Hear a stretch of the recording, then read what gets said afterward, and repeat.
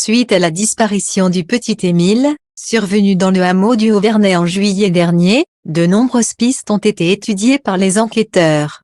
Invité sur le plateau de Touche pas à mon poste ce mercredi 13 septembre, un habitant du village a expliqué pourquoi il ne croyait pas à l'hypothèse de l'enlèvement du garçon de 2 ans et demi. La disparition d'Émile a laissé tout un village sous le choc. Depuis le mois de juillet dernier, le petit garçon âgé de 2 ans et demi n'a plus donné signe de vie. S'il continue d'être activement recherché par les enquêteurs, qui ont procédé à de nombreuses fouilles dans le hameau du Haut-Vernay, Alpes de Haute-Provence, les habitants ont eu le temps de se poser de multiples questions depuis la disparition de cet enfant. L'un d'entre eux était justement invité sur le plateau de Touche pas à mon poste ce mercredi 13 septembre.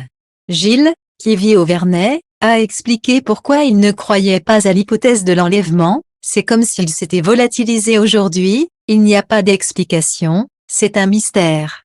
C'est les enquêteurs qui pourront nous la donner parce que personne ne peut comprendre ce qui s'est passé, a-t-il déclaré en préambule. Vous croyez à un enlèvement, lui a demandé Jacques Cardoz. Pour moi, c'est impossible. L'enlèvement est impossible parce qu'on ne peut pas passer sans être vu. La voiture aurait été vue, a-t-il affirmé.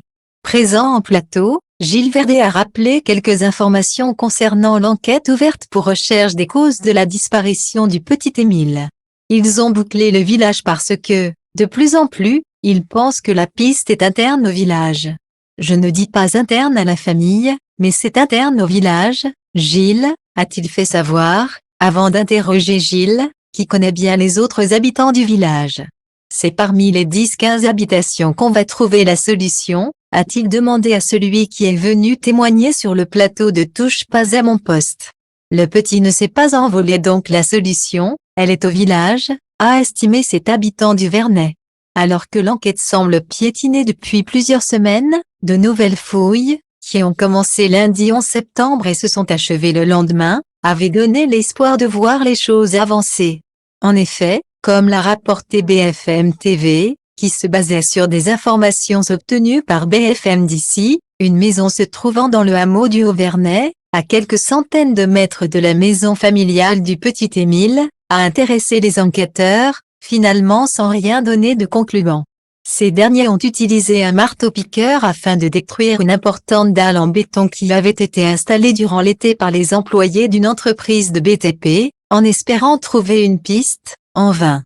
Ce mardi 12 septembre, le procureur d'Aix-en-Provence a déclaré au micro de BFM TV que ces fameuses fouilles n'avaient rien donné. Quant au maire du Haut-Vernay, il a indiqué qu'il s'agissait de simples vérifications de la part des gendarmes pour que les propriétaires de la maison puissent poursuivre les travaux entrepris.